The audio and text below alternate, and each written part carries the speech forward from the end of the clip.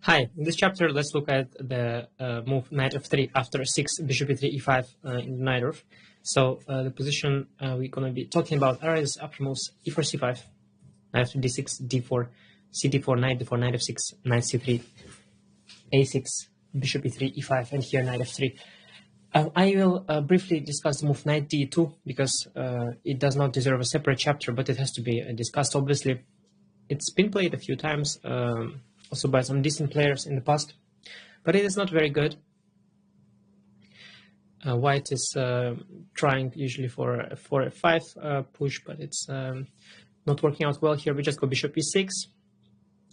If white goes for knight g3 setup, it's highly dubious for white. We just play h5. It's pretty good to have the option of pushing h4. Harassing the knight a little bit, and after bishop e2, g6. White plays here h4 because h4 was already a serious issue potentially, and after h4, knight b7, queen d2, rook c8, long castle. This happened in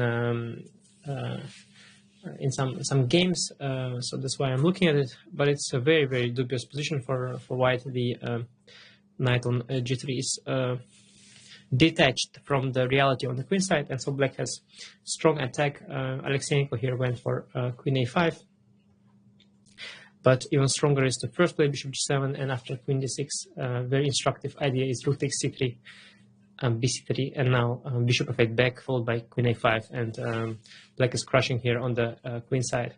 A very thematic exchange sacrifice. Rook takes c3, obviously always something to keep in mind. Knight g3 setup not very good. In fact, knight e2, knight g3 does make sense, but then white should start with 6 bishop d3, and we'll look at this in a separate chapter. There is such variation: bishop d3 e5, and then knight d2, and then knight g3, but not after bishop e3. Bishop d3 e5, knight e2, bishop e6, f4 push also played a lot. Then we go knight b7, f5, bishop c4. We don't worry about our bishop. Knight on b3 was. Knight on e2 is in the way of the f1 bishop, so we can plant our bishop on c4 very nicely. And one other issue white has in this position, bishop on e3 is quite misplaced because white would like to bring his e2 knight to e3 via g3, f1, and then to e3, from where it would control the d5 square. But then the bishop on e3 is also in the way, so the whole setup doesn't make sense, but they were games, so let's look at it. 10 knight g3 and 10 knight c1 are two options. Let's look at knight g3 first. Now we go rook c8, support the bishop, takes, queen d3, and rook is attacked, so we have to play queen c7. Now white is struggling a little bit with bringing the knight to e3 once again.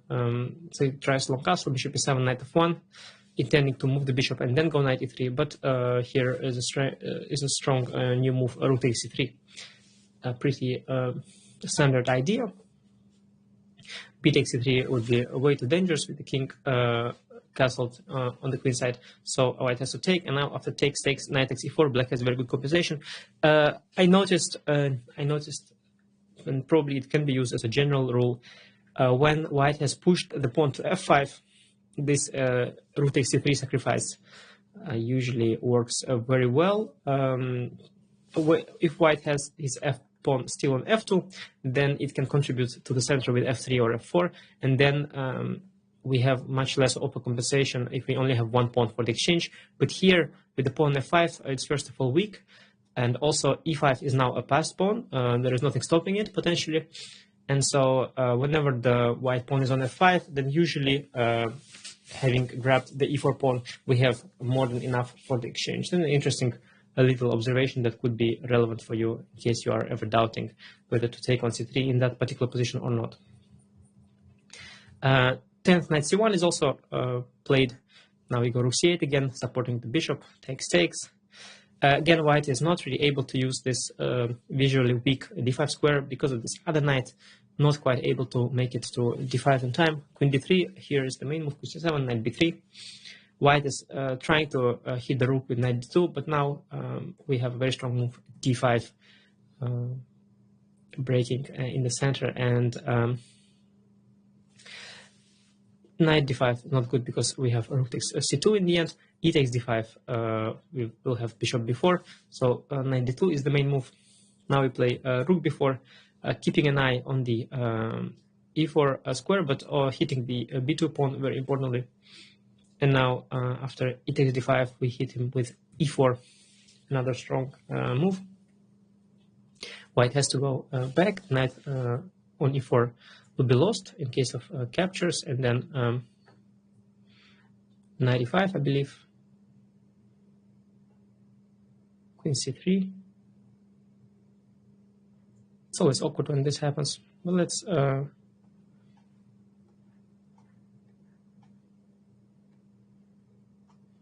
rook c4, d6, rook takes c3, dc3, rook takes e3. And I think we're through it. If king f2, we have knight g4. If king d2, knight c4. And after e4, white's best move is queen e2. Rook takes b2 now. It's possible. And after knight e4, we have bishop b4. So a very, very strong dynamic play here by black. And we want a castle. And once we get the king out of the center, this pawn f5 only created weaknesses for white. So and pawn on d5 also is not doing very much, safely blocked. So position looks very good for black. Castle. And after bishop d4, we can just take on e4, knight to c4, and take on c2 with equal material. And next we want to play queen to c4, rook e8, bishop f8 is always there if we need some protection. So the position is pretty good for black.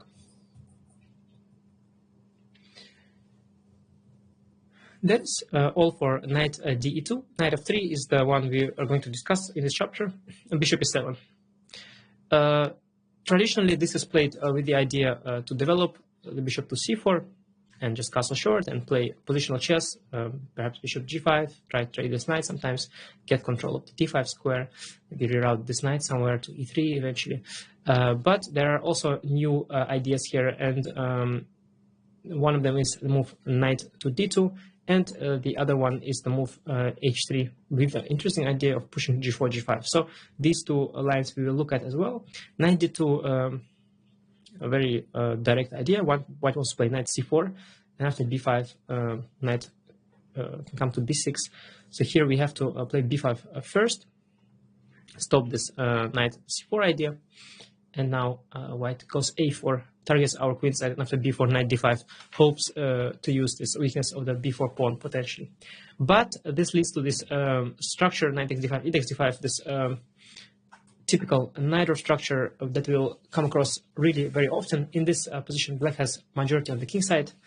Here we have e5, f7, g7, h7 pawns against these three. So as a rule, we play on the king side with eventual f5, with the majority there pushing against white's king sometimes, whereas white will try to use his space on the queen side, go a5, have this pawn on d5, and try to collect our b4 pawn, maybe establish a knight on b6, and so on. So very double-edged positions, but in this particular version, pretty good for black. We castle, knight c4, knight d7, developing and also guarding the b6 square, a5, f5.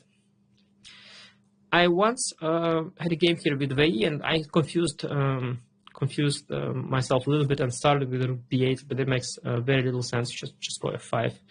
There's no need to start defending yet. And here white has a few options, and let's look at them. In general, I really like this particular line for black. Black has very good dynamic possibilities. For those who are following chess closely, perhaps you might recognize similar pawn structure from this match between Caruana Fabiano against Magnus Carlsen. They had this from their battles in the Sveshnikov. I'll bring this up quickly. Knight c6, d4, cd4, knight d4. This is the so-called, after e5, so-called Sveshnikov variation. And then Fabiano went for knight d5, and after knight d5, e5, they got this structure, knight b8. And then Fabiano also went for a4, and again, similar type of play, but Carlsen went for f5. So these are fascinating structures. Let's go back to our tabia, b5, b4. So here takes. Yes, there are four moves I look at here. Queen d2. It is actually pretty interesting. It hasn't been played much, but it's a very, very interesting move. rook b8. There are options, but I like this move, just protecting the b4 pawn. Bishop d3, developing. We cannot win, obviously, the bishop so easily because white will play bishop b6, and then we could potentially have weakened the e4 square. So you should only usually push f4 if you are sure that you can then control the e4 square. Here, king h8 is a good move. It's a useful move, getting out of the way. And after f4, now we can take on f4, e4, and play g5. Again, those who follow this World Championship match know this idea from there. Where Carlsen played it, it was less good, but in general, it's a good thematic idea, grabbing the space here. Bishop e3, f4, and next we want to bring the bishop to f6 and knight to e5. And our king is very safe in the corner, and these pawns are a formidable force and put pressure on the white's king side. Instead of 16 f4, white can also play short castle first, then we go bishop b7, f4. And complications lead to some sort of equality with bishop d5, fe, bishop takes c4, bishop c4, de, rook a d1, and now we go f4. And if white takes the knight, we take the bishop with some sort of equality. And after bishop f2, we have knight f6, and after queen d8, bishop d8, we are doing quite well. If white plays bishop to c5, we can sacrifice the exchange with bishop a5 when we have these two strong pawns and a lot of dark squares for the exchange. So a typical line. Besides queen d2, there are a few other moves. Bishop 2, we can go for f4, bishop b6, queen e8, and here white doesn't get the time to control the e4 square, and we can push e4 the next move. Obviously, once you push f4, these two pawns are going to be very scary. f3 will be there in the air, and the king will not be secure on g1. Bishop d2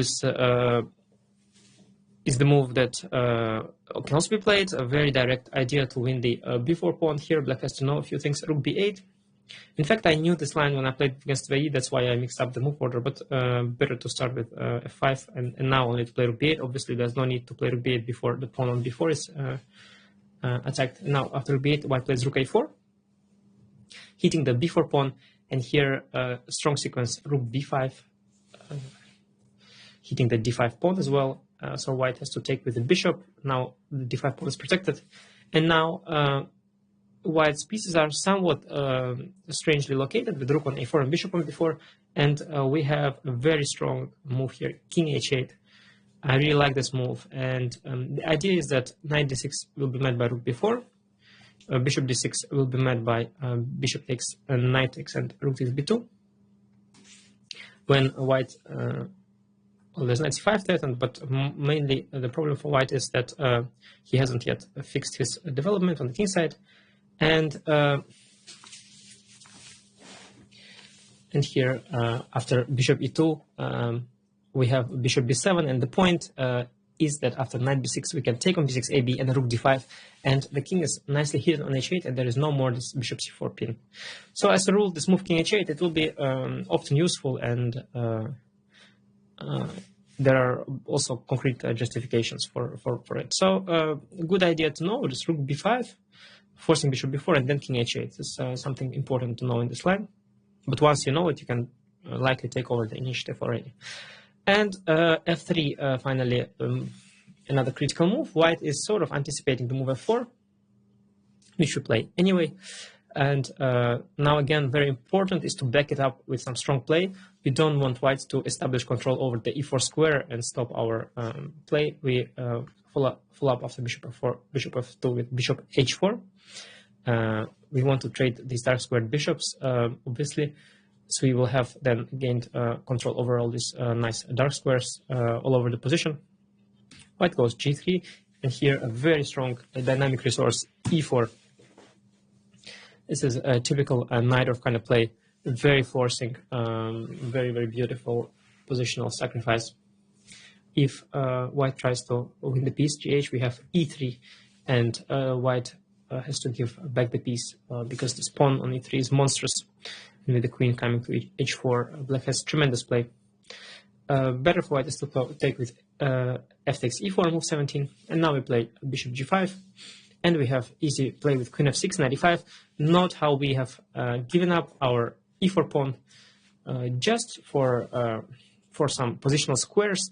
We have made sure white does not have access to the e4 square. Instead, we have access to the e5 square. So we have just given up this pawn for some central squares. Very strong positional idea. And after bishop d3, queen f6, castle knight e5, we have excellent compensation. Bishop h3 is coming in, and not this strong knight on e5 and all this dark square control that we have. And instead, white's bishop on d3 is staring at the e4 pawn, and it's a very sad piece.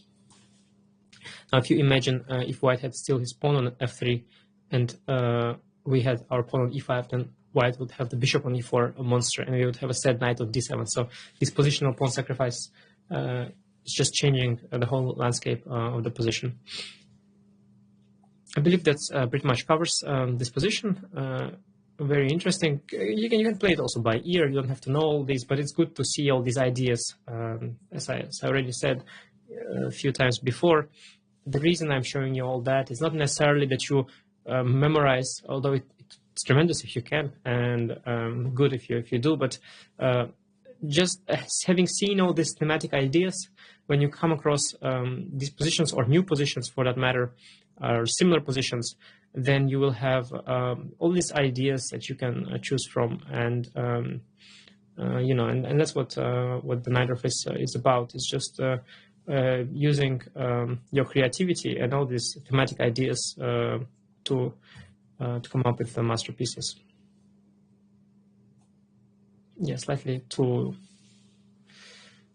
pompous speech, but still, I think pretty good. H3. Very interesting idea, very new. Been played by Ganguly. We had this idea with my team before, this interesting new idea, but finally it has also been played. So let's look at it. H3, bishop e6. Castling would be a bit naive. If we castle, then g4, g5 comes very smoothly. We should start with bishop e6.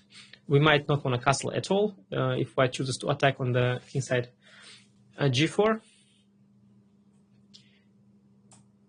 H6.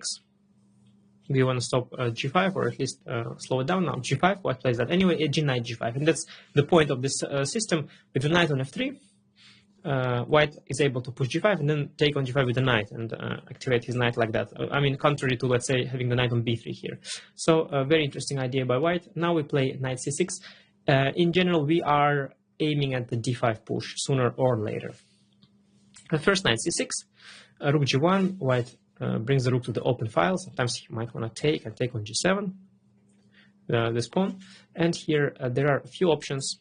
There is queen C7 as well. There is also immediate D5, but better is to play queen A5 first. Now white has a few options, so let's look at them. Knight E6, F6, rook G7, obviously, grabbing the pawn. Now we go long castle. And next we push d5, and while white won a pawn, his king is stuck in the center, and we are much better mobilized already. Our king is on c8, and next we push d5. There are concrete issues the white is facing, then d4 is going to be a fork and all kinds of things like that. Instead of knight e6, white can also play queen d2. Now we push with d5. E takes d5, bishop d5, knight takes d5. Now we can play queen takes d5. Queen takes d2 is also fine according to my notes. Queen d5 is better. We want to trade the queens on d5 square, activating our knight with the tempo. And after bishop g2, we can keep the queens with queen b5. After long castle, hit the queen with rook d8, queen c3, and knight d4. Very concrete idea. If white takes, then suddenly the knight on g5 is going to hang after e takes d4. Whereas currently we are threatening a fork with knight e2. So queen d5 works out well for black. And finally, there is a move a3. And then we play d5 before queen d8. And after ed, bishop d5, knight d5, queen d5, we have a very interesting position. We could have also played d5 right away, but compared to this endgame here, after takes, ed5, bishop d5, knight d5, queen d5, here with queen a5, a3 before inclusion, white has actually weakened himself on the queen side quite a bit, and this endgame is even better for black than without this a3 before moves. So I think the main idea to remember for h3 is to start with bishop e6, and after g4, h6, g5, take, play knight c6, and then d5 push in one of the versions is already all, it's all very decent for black, basically. But h3, very interesting new line. I think fine surprise weapon if you are looking for easy little lines for white for one game. Finally, 8th move, bishop c4. This is how knight f3 system used to be played. White is playing, solid positional chess. He wants to castle short and try to gain control over the d5 square. Here I would recommend two systems. Why not? Why not two systems? One is bishop e6 first. A very interesting idea to postpone the castling. The point is, if white goes bishop b3, which is a standard reaction, when I first played bishop e6, my opponents all immediately played bishop b3. This is how usually they meet this move. Although here bishop takes e6, as we will see, is also very critical, but bishop b3 is normal. Now we play knight b7.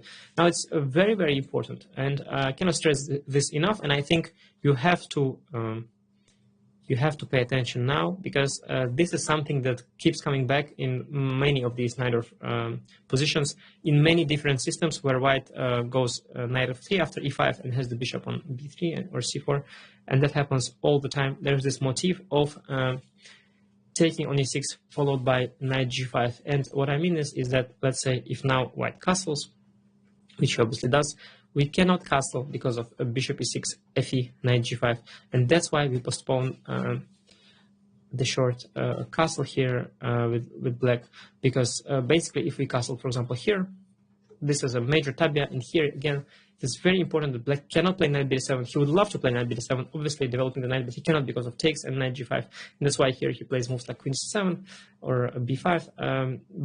Yes, we play here knight b7. After castle, we now postpone castle. Rook c8 is a good move. At least start with queen c7. That's also not a bad move, but do not castle. Always keep in mind this bishop e6 thing. So rook c8, queen e2, and now queen c7. And now after rook f d1, we can castle, and this is another important motif. So some players, for example, Vincent Keimer played here queen c6. Young German player also works with Peter Leko, and both of them have studied the Najdorf quite a bit, obviously from their games.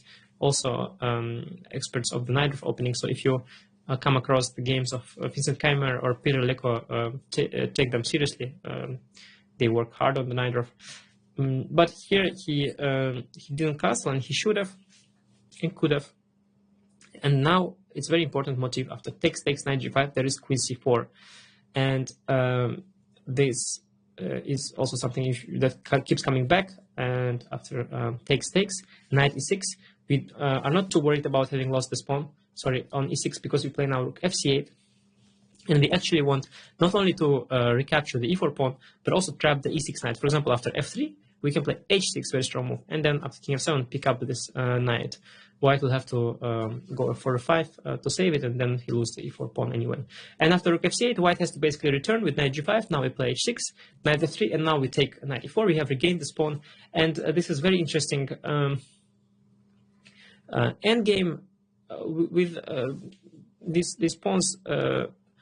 Have a lot of potential, especially in the endgame, because we can bring the king to e6, and I knew that this endgame is fine for black, but it was not until I played the game on my YouTube stream here once, where I realized during the game that actually black has potential to even be better, and I won a very smooth game. In fact, once the king comes to e6, the central pawns are pretty strong, and black has a very, very good endgame here. It's just he's already more comfortable, in fact. So takes on e6, knight g5, something to be aware of, but here when you have queen c4, you can allow it. This theme keeps coming back, so I cannot stress this enough.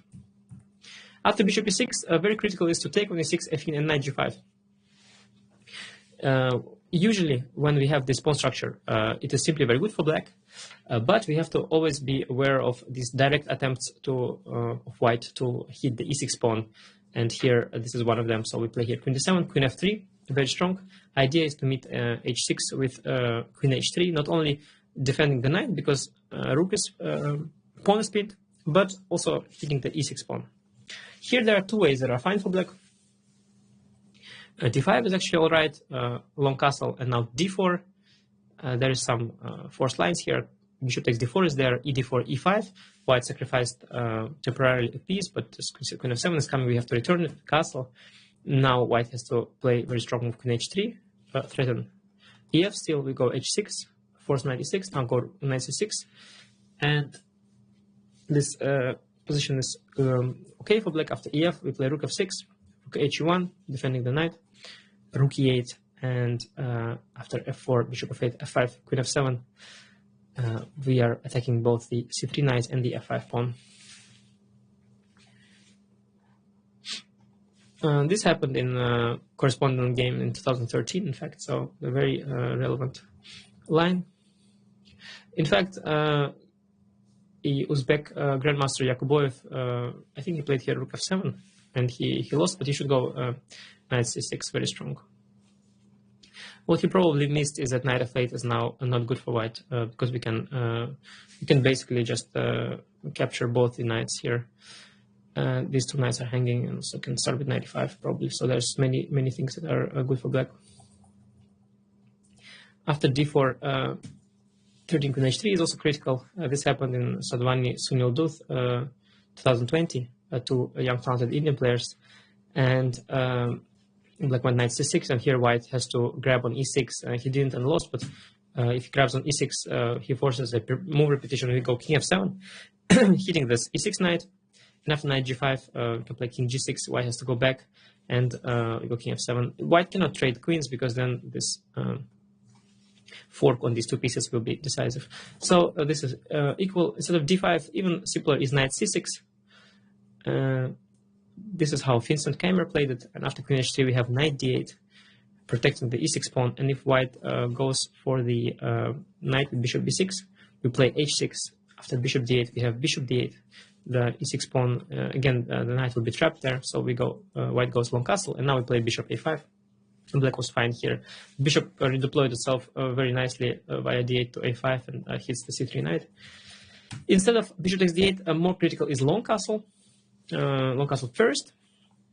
Now White wants to take on D8 next, but here we have the time for short castle, and after Bishop D8 we go HG. We don't allow anymore White to take, because if he takes here, he will hit both the rook and the bishop, obviously, and we are losing the pawn here because the knight is not trapped in this particular case.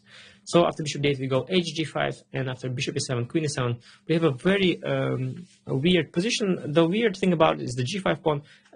This E5, E6, D6 pawn structure is very good for black. We control the D5 square. We will see that a lot in many different chapters. This pawn structure, as a rule, is good for black. We control all the central squares. And here G5 pawn is a little bit odd, slightly weak, but we have very strong play along the C file and on the queen side. So after, for example, Queen G3, we have B5. We don't need to waste time thinking about this pawn, and black is doing quite well. A very unclear position, by the way, but pretty good for black. So two options here after Bishop E6, take Knight G5, Queen 7, Queen F3, Knight C6, and D5, both fine. And you should do your move trainer here if you want to memorize them, because these lines are quite difficult to memorize, I feel. That is for early Bishop E6. Instead, I will also recommend the main line, which is short castle, and now Knight C6. There was a time Queen C7 was very popular. Excuse me. And also Bishop E6, but Knight C6 has always been there as a main line. I think it works very well, and I think it's good to have two lines, you know, this fresh modern Bishop E6 before castle, and also the traditional Knight C6. White has a few moves here. In general, what White would like to do is control the D5 square. Sometimes he likes to give the G5 bishop for the knight, bring the queen to E2, rook to D1, and knight to D5, and so on. So these are the moves that he tries in different move orders. So let's look at Bishop G5 first. We play Bishop E6. Very important, after Bishop F6, we have intermezzo Bishop takes C4, and this bishop will protect the the D5 square. Afterwards, after Bishop E7, Knight E7, we have good control over the D5 square. So after Bishop G5, Bishop E6, White usually drops back with Bishop B3. Now black avoids the trade of bishop takes f6 again with knight d7. A very good idea to do so. We need to keep this knight to guard the d5 square. Takes on e7, queen e7, and here white has two ideas. Usually he plays knight d5 right away. He can also try to be clever and start with queen e2. Against queen e2, we have the extra option of going rook a e8. Unusual move, but basically the point is that after knight d5, queen d8, we are actually going to play for f5 counterplay. We have sort of temporarily lost the fight for d5 square, but we'll compensate by going for f5 break with king h8, knight c5, then f5. And after f5, we're happy to have the rook on the f file and then the other rook also on the e file. And there is no need to have the rook on the c file because the pawn on c3 will neutralize all the pressure along the c file. So the rooks are very well located here. After rook a8, white can also play rook fd1. Then we play knight c5, rook d2. Now we take and play f5. This is a typical idea and our main source of counterplay in this line. After white takes, we take with the bishop, and we have constantly these ideas of bishop g4 putting pressure on the f3 knight. Knight d5, queen d7, knight e3. We have a very strong move of bishop g6. White stops bishop g4 with this knight e3 maneuver, but we go bishop g6, renew the threat of the pin with bishop h5, and we want to always move out of this queen c4 check, potentially with king h8. The position is fine for black. Our somewhat weakened d6 pawn is more than compensated by the pressure along the f file, and as you will see from some other lines, it usually balances things out. After 39d5, which is main, I propose bishop d5 as an option. Very rare idea. I was surprised myself while preparing for this course that this move actually is actually so decent. It's never, usually everybody goes queen d8, which is also fine. Then after queen e2, black plays knight c5, and again goes for this knight takes b3 and f5 ideas. For example, rook a d1, knight b3, a b f5. Important to start with knight b3 here, because if we start with f5, ef, knight takes b3, when rook is not on a1 but on d1, then white can take fe and there is no knight takes a1. So this is something to remember. After rook a1, we take first, ab f5, and some example lines, rook d2, fe, queen e4, h6, a useful move, rook d1, bishop f5. We want to go to g4 if white keeps protecting the g4 square with the queen, then we go bishop e6 and annoy white with the spin. After 17 e takes f5, we take bishop f5, knight e3, and again what we saw in a similar position, bishop g6, renewing the threat of bishop h5, and now after knight c4, we go bishop h5 after all, sacrifice the pawn, knight d6, rook f4.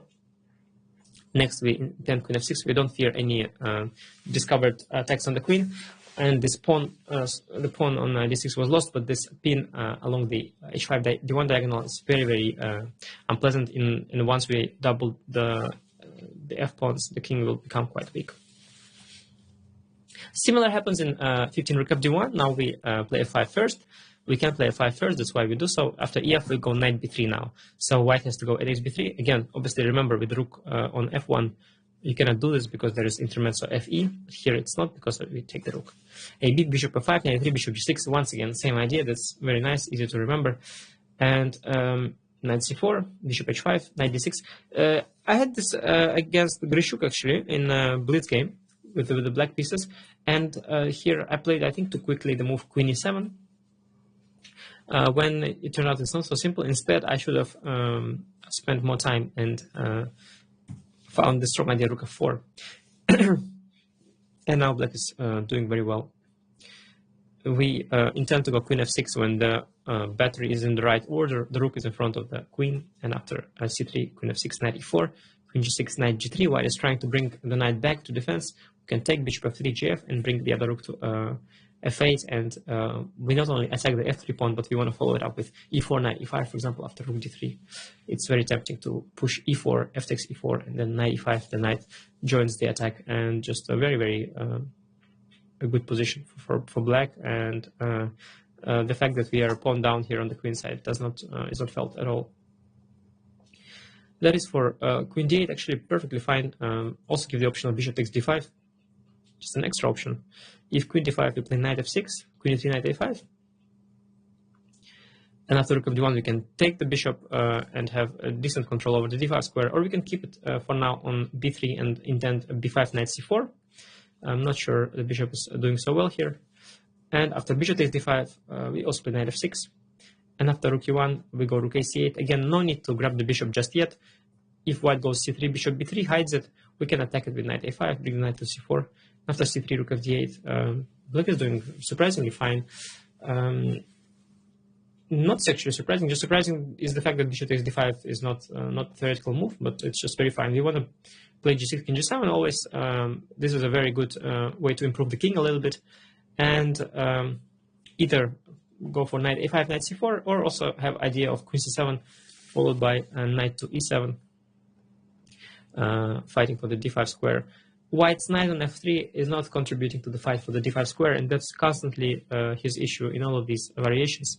All these positional lines where he brings knight to f3, knight is just not fighting for the d5 square, and that's what gives us good play.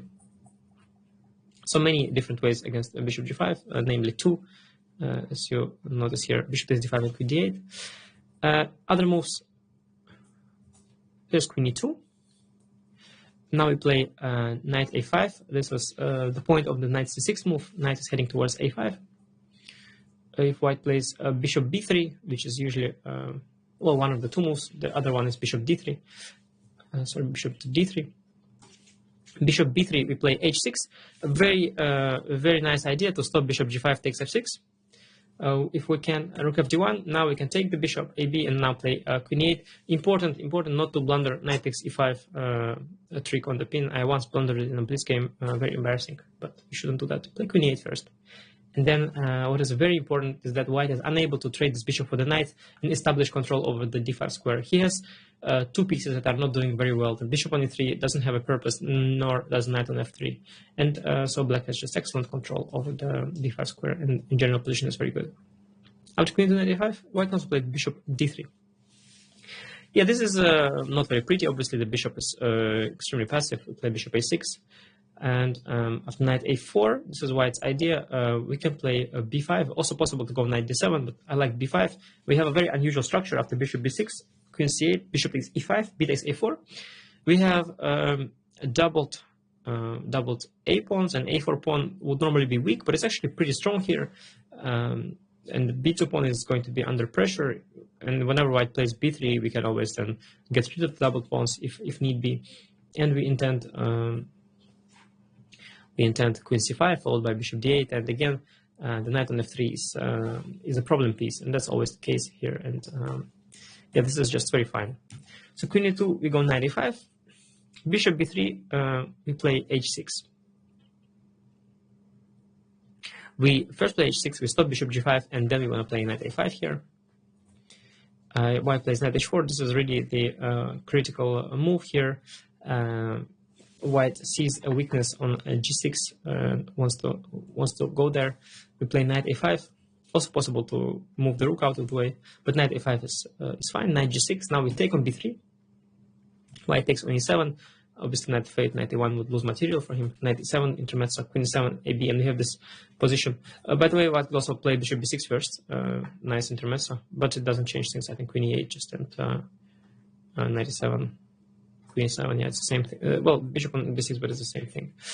So takes, 14 takes b3, and now bishop e6. Black has very good control of the d5 square here. Intend rook f d8 followed by d5, and white cannot trade this bishop for this knight. And yeah, there's not much he can do. I played a4 once. I managed to outplay one of my opponents here. With the white pieces, because he did absolutely nothing, and then I'm somehow mobilized, and if black stands forever, white can regroup and push the pawn to c4 in the long run, triple, quadruple on the d file. But black has to think of counterplay here, and there are a few ways. It's possible to play it slow, but then eventually we have to start counterplay against the e4 pawn. Keep that in mind. So at some point regroup the bishop to here, or to after f6 eventually to g6. Basically, the important thing is that you should not just sit on e5 here with the knight and wait, but you should also start some counterplay. But even stronger here is to move d5, immediately changing the nature of the position. And after e5, knight d7, our d pawn is no longer weak. We want to play rook fd8, knight comes to g6. We hit the e5 pawn from g6 then with the knight, and the d5 pawn is well protected, and we can put a rook on the c file as well. Very fine position for black. That is for the move bishop b3, and yes, we looked at queen e2, we looked at bishop g5, and at bishop b3. It's time to look at the main move, rook e1. The idea of rook e1 is that white gets the f1 square for the bishop and some variations. For example, after bishop e6, knight d5. If white plays bishop f1 right away, we push d5 and equalize e d5, knight d5, knight d5, bishop d5. If such position is usually equal, we can choose whether to play it solid with move f6 eventually, or whether we want to play it more aggressive and push e4, f5, push the pawns forward. But all in all, once we break through with d5, we sort of equalize. Critical line is 11 knight d5. We take bishop d5. And now, important, after bishop d5, we have to move knight b4. We don't let white consolidate on the d5 square. And he has some issues with the e4 pawn. After bishop b7, we have rook b8, hitting the bishop once again. If he returns, we can take on b2. And after a3, we can take on b7, ab rook b4. a6 is hanging, but so do b2 and e4 pawns. Black is very comfortable here. After bishop d5, the main move is e takes d5. And here, b5 is the clever main move that I always knew as the way to go. But when preparing for this chapter, I've discovered knight b8 to be a very, very interesting idea. And this pawn structure is very interesting. We'll keep coming back to it time and again. Always gives black this kingside majority, always gives black interesting play on the kingside. And the more I see these positions, the more I like them. This is, of course, it's a pity that black has wasted two moves with the knight c6, knight b8. But on the other hand, the bishop on c4 is also not well placed. It's in the way of the c pawn, and so this is a pretty decent position. Also, knight g4 is going to hit the other bishop with the tempo, so it's a pretty decent version. And actually, upon studying this position, I came to the conclusion that it's very fine. In fact, b5 could lead to some potential simplifications. So in terms of fighting chess, knight b8 would be my recommendation. Very fine. Let's look at the lines. Bishop f1 and a4 are going to be considered two plans, either pushing c4 or a4. After bishop f1, I recommend knight d7. Now c4 is one of the moves. Also h3 is interesting. I mentioned stopping knight g4, and then there is b5 idea. Try to fight also for the queenside squares. It's also possible always to fight for it and not let white roll over on the queen side, especially when white is also addressing our kingside play. After c4, there are two options. You can play a5, try to slow things down here. a3 will even be met by a4, so white doesn't have such easy way of pushing. And next we want to play knight g4, or if white stops at knight e4 or even knight e8, and then push the f pawn. And meanwhile, on the queen side, we have him locked. We have him slowed down quite a bit. If need be, we can push b6. c5 will also be slowed down a lot. And we get this typical position where black goes for f5 and white tries to push for b4. We'll see a lot more of these in the subsequent chapters. Besides a5, there is also a possibility of knight g4, more direct. Bishop d2 f5, and now it's after h3. It's important not to go knight f6 back, because it allows knight g5. Suddenly the knight leaks in to e6, but to go knight h6, a very strong idea here. Knight is actually pretty decent, going to be very fine on f7, from where it controls e5 square, also g5 square. The other knight can go to f6 if need be, and this double pawn after bishop h6 gh, absolutely not a problem, because we have this very important dark square. Dark squares. It's very important in this position because of the kingside potentially kingside squares. Also this e5 square potentially. I mean, not now because of knight d4, but eventually. But even more so because of the queen side. Now with white missing the dark square bishop, he will never be able to push for b4 c5. And the double pawn is not relevant. We'll just use the G file for the rook. So two options after bishop f1 and c4. A4 is the main move. Everyone actually, there were not many games, but everybody who played this position went for a4, a5. And this is indeed logical, very logical. The point is now white wants to drop the bishop back and then push c4, b4. And if he tries inversing the order, let's say here, and well, let's say just for demonstration purpose, here try to push a4, a5, then it will be met by a5 and will block him on these squares. So that's why starting with a4, a5 looks more clever. But then we fight for the queenside squares with b5. So we don't allow white to steamroll us on the queenside, but we go b5, fight for these squares on the queenside. And after a b6, knight b6, d5 pawn is in danger after bishop takes a6. And now after bishop f1, we play queen c7. White doesn't have an easy way of pushing c4. And yeah, the d5 pawn is also quite weak position. It's very complex, but quite interesting. I believe gives black good counter chances. But in terms of main theory, 12 b5 is the reliable move, and there are a lot of games, high-level games, corresponding games that prove that black is fine. Bishop f1 is the point. Now we go knight b4, hit the d5 pawn, c4. We take, bishop takes c4. Now there are two moves. Black can play queen a5, attacking the d5 pawn, and after bishop d2, dropping to b6. For example, now after bishop g5, the d5 pawn is now well protected. We have a5, and the knight draws back to a6 because a3 was a threat. Now after a3, the knight draws back to a6 and can join in via c5 square as well. In position unclear. We have this kingside majority, and the d5 pawn is a little bit weak, and the queenside majority is not going anywhere. So complex position, but looks pretty fine for black. Instead of queen a5, also queen c7 is there, more forcing. After rook c1, queen b7. We are hitting the d5 pawn once again, and now white has queen b3. Usually, bishop played against me bishop g5, Vishianand. I blundered later to some very cheap tactic, I remember, but in terms of the opening, this was not a very strong move. I think I can just take on d5 here. And after knight h4, I can just play g6, stopping knight f5. I think Vichy has mixed something up because it's not very dangerous.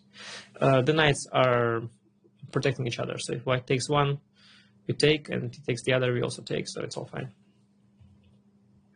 Queen b3 is more critical. Now there's an x-ray here, which we solve with rook a b8. White goes rook e d1, defending the d5 pawn. And now, very important dance. So there is a concrete issue. White wants to push a3. The knight is in trouble, but we play very concrete. We go queen d7, open the b file for the rook, threatening knight b takes d5. White moves the queen back, or sorry, not back, but somewhere to c3, for example.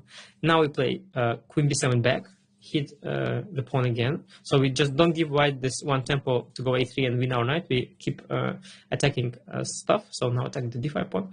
Now queen d2. Now we go knight e4, again disrupting the defense of the e4 pawn. And after queen d2, come back to f6. And here white has nothing better but just to keep repeating with queen d2 back, and now we go knight e4. So I believe this is a logical conclusion of this main line move repetition, but those who feel aggressive feel free to go knight b8. I think it gives black very sound position, perfect counter chances. And not to forget, I also give you the option of bishop e6 here early on. In general, my recommendation always when I give two options, it depends very much, first of all, on your taste, on your level, on the level of opposition, on the level of preparation of opposition.